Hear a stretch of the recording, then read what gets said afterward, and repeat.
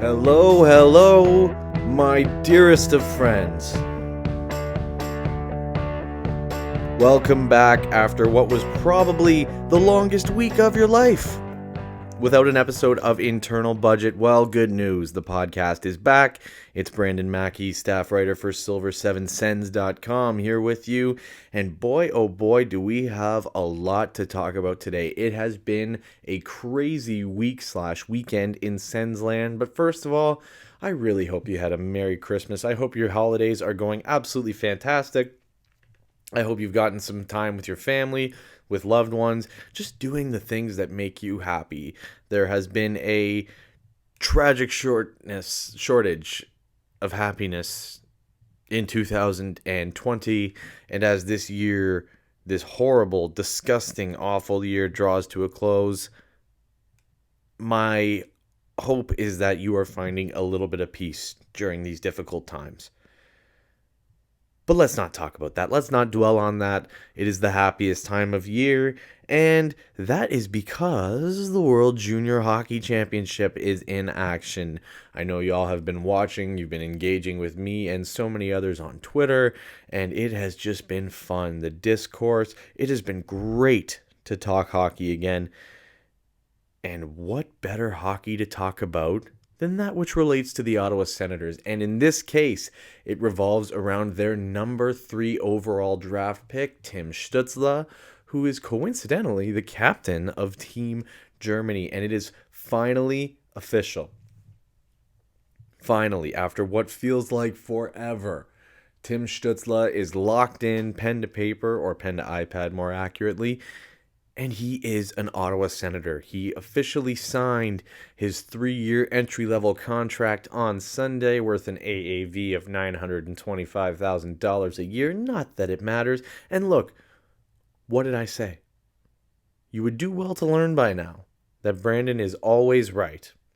I said there was no doubt in my mind that Tim Stuetzle would be in Ottawa this season. That the imminent heat death of the sun tomorrow would shock me less than Tim Stuetzle going back to Germany for this season. And his German club, Adler Mannheim, and the Ottawa Senators, they waited until the NHL situation was figured out. It makes sense. Again, I've said it before, but Mannheim is looking out for their best interests. They want to make sure that they have control of their asset in the event that the NHL does not play this season, but the NHL is going to play this season. And pretty much as soon as we had details about that, Tim Stuetzle was signed, and it was the right time to get the contract done. It's done. Book it. Tim Stuetzle will be in Ottawa for training camp whenever his World Junior Championship is done, and we will get to that in a sec. But, the minor details, housekeeping about the contract itself. There is a 7-game ELC slide this year, and what that means is Tim Stuetzle can play 6 NHL games before burning the first year of his entry-level contract. So if for whatever reason the Ottawa Senators didn't want Tim Stuetzle in Ottawa after the first 6 games, they could send him to Belleville, or he could be returned to Adler Mannheim. And from my understanding, the holdup around getting the contract done was Adler Mannheim wanting that clause that Stuetzle could go back to Germany in the event that Ottawa didn't want him for the season. But I see no scenario where Tim Stuetzle won't be in Ottawa all season. I think the Senators are eager to get him in there with this core.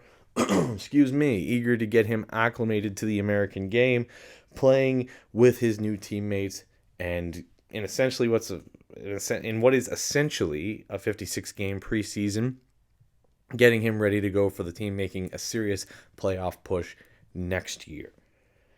And as far as his performance as the World Junior Champion goes, there was a lot of intrigue around how Tim Stuetzle was going to play when he got to the actual tournament. And it makes sense. You're talking about a player who's playing meaningful hockey has been seriously sidelined due to the COVID-19 pandemic, as it has been for so many players, both professionally and amateur. But on top of that, you had Stuetzle suffer the hand injury. Sorry if you can hear my mic clunking around here. My setup's a little janky over the holidays. It'll be back to normal soon. Regardless, the hand injury, the surgery that put him out for a period of 2 months, there were questions about how he was going to look conditioning-wise, how he was going to look physically. What was Tim Stuetzle going to look like when he got on the ice for the World Juniors? And man, oh man, has he not disappointed. A Germany squad that is depleted by some unfortunate incidences regarding COVID-19. They've struggled through the first 3 games of the tournament. They lost to Finland. They lost big to Canada. And they lost to they beat Slovakia in overtime. So they're 1-2. They're exhausted. They're overmatched. But Tim Stuetzle has stood out head and shoulders above the rest. And he's got some great teammates. Peterka looks amazing. Florian Elias has looked really good. But you're talking about Tim Stuetzle. He has 3 goals and 2 assists through 3 games. That is nuts. He scored a gorgeous goal against Finland.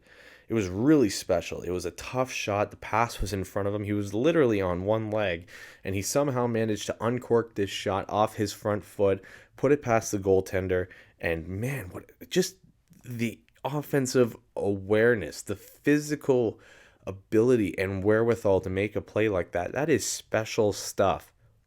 That doesn't come around in every player that gets drafted or that makes the NHL. So that was amazing to see, especially coming off the injury.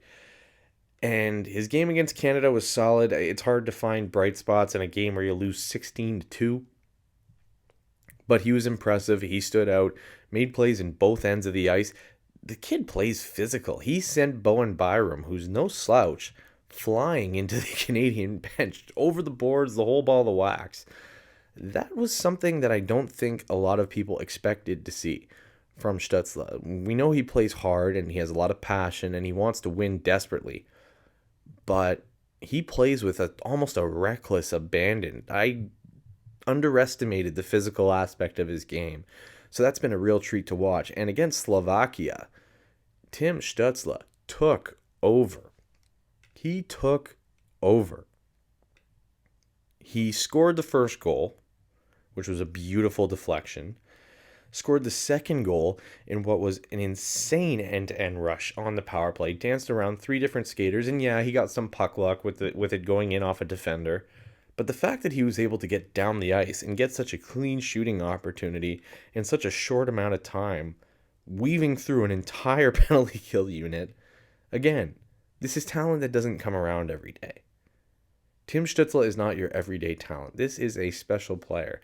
I believe, actually, we had someone in the Silver 7 comment section, and I'm not putting anyone on blast here. Everybody has their opinions. They have a right to their opinion and their assessment of a player. It's fine. There's no need to get upset about it. We've had enough toxic discourse for the year. But they said that Tim Stuetzle is an average skater, and that I believe the exact wording was Alex Formenton is fast, Tim Stuetzle is not. I think he proved everyone wrong with that play alone. Anybody who subscribes to the idea that Tim Stuetzle is anything less than an exceptional skater and anything short of fast got proven wrong on that rush alone. He has not missed a step since the injury. He is ready to rock for January. Selfishly, I hope he gets to Senators camp as soon as possible. That can't be helped on my part. But I believe he could be there as soon as the end of January. Rather, Germany could be done their tournament as soon as the end of January. Sens camp starts on the 31st. I'm not aware of any quarantine restrictions that would have to be met in order to get Stuetzle on the ice. But he's going to be in Ottawa to start the season. I see no reason why he wouldn't play in Ottawa for the entirety of the season. And fans should expect to see a heavy dose of Tim Stuetzle this year. And his power play performance alone, the Senators are notoriously bad at zone entry on the power play. They have been for years. Tim Stuetzle looks like he could solve that problem on day one, just with raw talent. Now, will he? I don't know. But this is a boost that the Senators need. They are desperate for some serious high-end skill. And that's what they have in this player. That's what they have in Tim Stuetzle. It's that rare air, high end of the draft skill. I don't want to make crazy projections for this kid's career. I don't want to compare him to any current players or past players. But this is a special talent. This is a talent that the Senators haven't drafted in a long time. And the fact that they have him now, that he's so close to being in Ottawa, that he's going to be there for this season, it is so damn exciting. I am so excited to watch Tim Stuetzle play for the Ottawa Senators. And you would think, based on how the rest of the offseason has gone, that this would have been the entirety of Sens news for the week and for the weekend, at least. Especially considering Pierre Dorion said not long ago that Ottawa's roster was probably set for the upcoming season, that what you see is what you're going to get, and that preparations are being made with the group in place. And then, like a bolt from the blue, late Saturday night, it comes through. It had been rumored. Sean Simpson from TSN had mentioned it, I believe, last week. I had heard the name thrown around as early as the summer in a few different discussions. But it's official. The Ottawa Senators traded a 2021 second-round pick, Columbus's second-round pick to be exact, to the Arizona Coyotes in exchange for Derek Stepan. I wrote a piece for Silver 7, and I explained this probably in better depth than I'm going to verbally.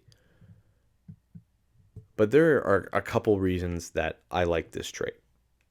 For one, the Sens have two other second-rounders in 2021, and both, being San Jose's pick and their own pick, figure to be lower than what Columbus's pick will be.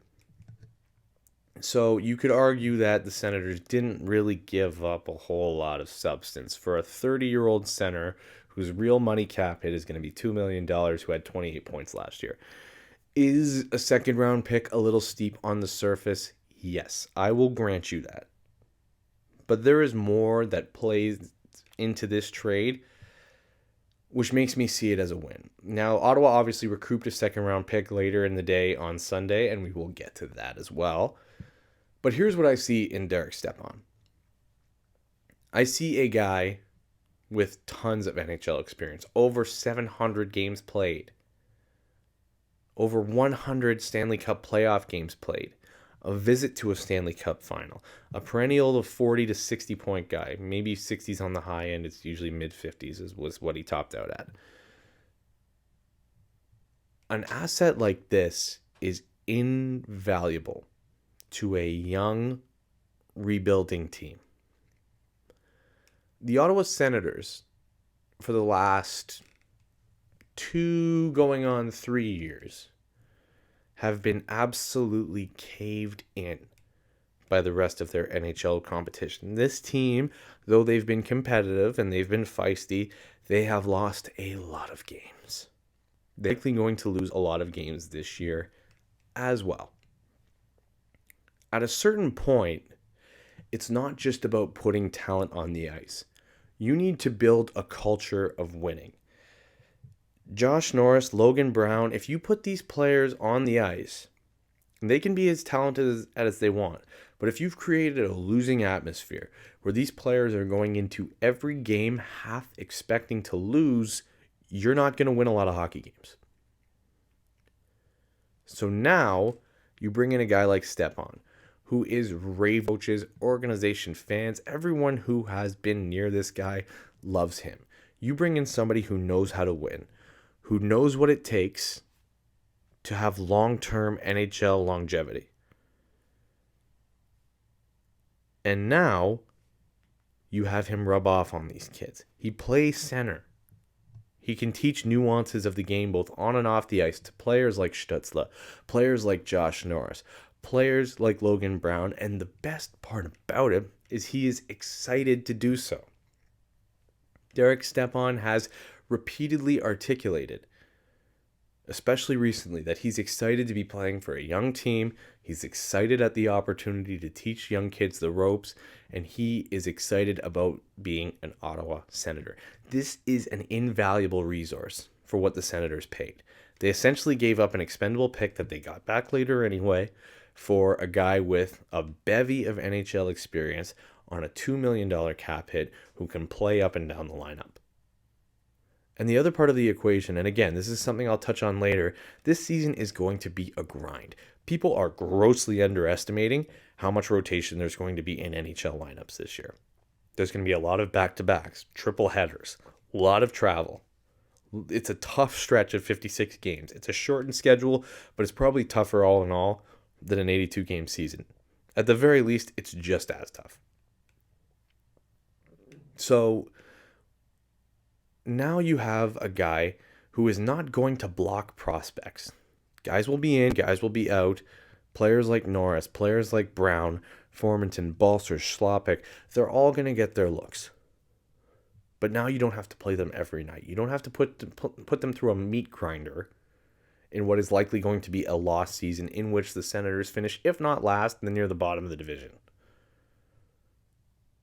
So in what's going to be a tough year, you have veteran presence who can play up and down the lineup and can prevent your kids from getting shelled. Doesn't matter if 30-year-old Derek Stepan gets caved in on a nightly basis. He's been there before.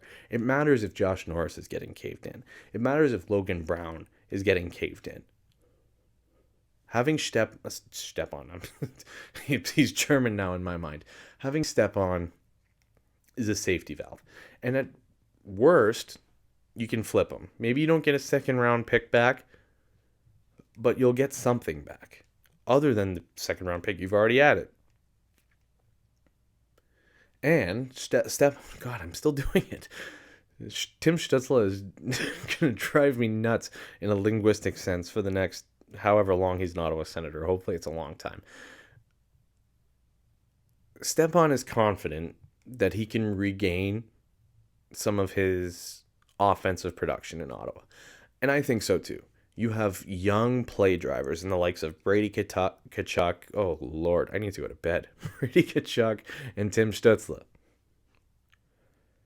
He's not playing on an Arizona team where it's defensively structured, relying on goaltending, relatively anemic at times. The Ottawa Senators will be nothing if not exciting this season. Stepan will get more opportunities.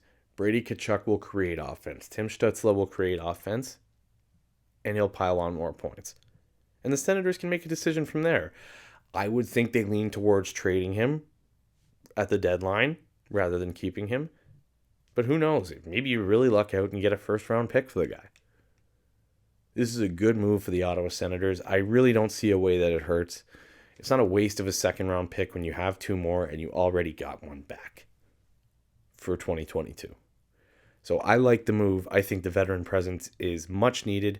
I don't think he's going to block a prospect. And I think in what is going to be a damn difficult season, Derek Stepan is going to be a reliable resource both on and off the ice for Ottawa's young players. This is the kind of guy you acquire to teach you how to become a contender. And I think Stepan will serve that purpose to a T.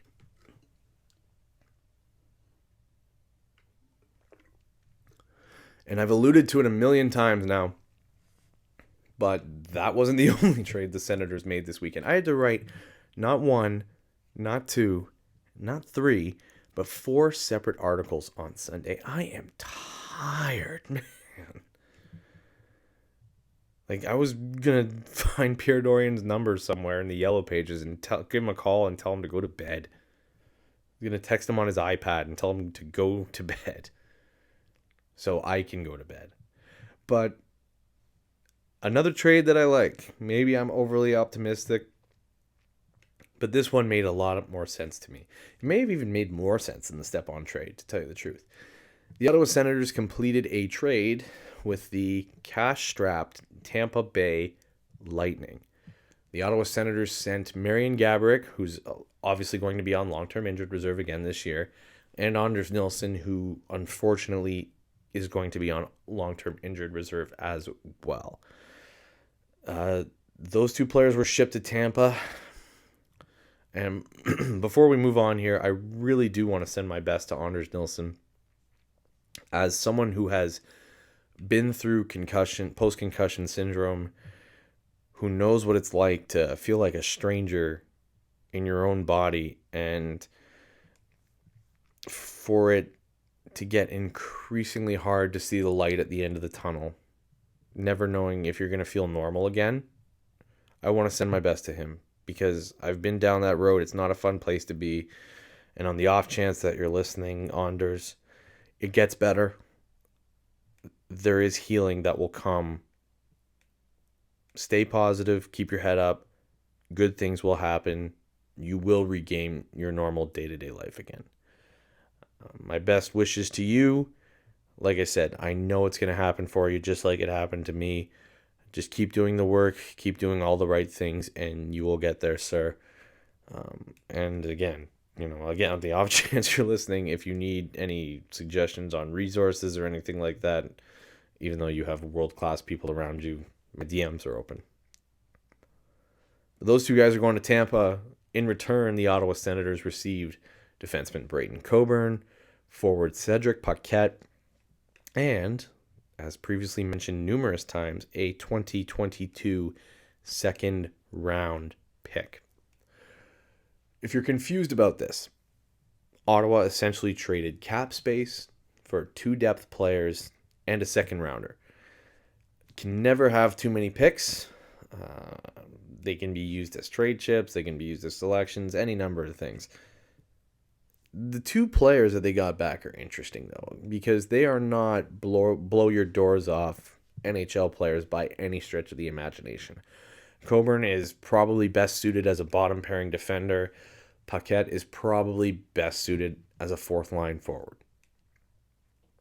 So people kind of freaked out initially, a few of them at least, saying, well, look at them blocking their prospects from getting a shot in the lineup. I don't think Braden Coburn and Cedric Paquette are going to be everyday NHLers. It's like I said before. This is an unprecedented season. There are a lot of complications. It is going to be a grind. There's going to be injuries. There's going to be COVID cases. There's going to be a lot of man games lost. And with that 4 to 6 man taxi squad, you have an opportunity to use that on depth players and have your young kids not sit on what's essentially a practice squad, not playing meaningful games. If Josh Norris doesn't make the team, he can play in Belleville. Alex Formanton can play in Belleville. Abramov, Balsers, whoever. These guys can play in Belleville, not having to sit on a practice squad. It's going to be saved for guys you know are NHLers who can slot in on the back half of a back-to-back, or in what's going to be a tough physical game that you want to get some kids out of. That is where the usage of Braden Coburn and Cedric Paquette is going to come in. These are the types of trades Ottawa should be making. They're 2 guys on expiring deals who, if they perform even solidly, again, you can flip them at the deadline. You get a second-round pick back. And all you've given up was 2 guys on long-term injured reserve. All you've given up is your cap space, which you have a wealth of if you're the Ottawa Senators. This is the exact type of move that the Sens should be making. It is a move that is going to make them a better team in the long run, and it's something I hope we see more of. Paquette's a decent player. Coburn's a decent player. They're taxi squad guys, but the second-round pick is what matters. So this weekend, the Senators signed their top prospect, acquired a solid veteran depth player, and 2 other depth players, and a second-round pick for virtually nothing. I am optimistic about the Ottawa Senators going into this season. We're going to get another episode in before then. Unfortunately, we're not going to be able to do the fan segment this week. I hope we're going to get back to it next week. Again, things are complicated over the holidays. This may be a little bit of a shorter episode, but I hope it was a good one. I feel like it was. You guys let me know how you feel. Thank you so much for listening to episode 47 of Internal Budget. Please make sure you like the podcast, share it with your friends, download, subscribe, rate 5 stars, all those fun things. They go a long way. They are greatly appreciated. Please continue to stay healthy, stay safe, and we will catch you next week for episode 48. Take care, y'all.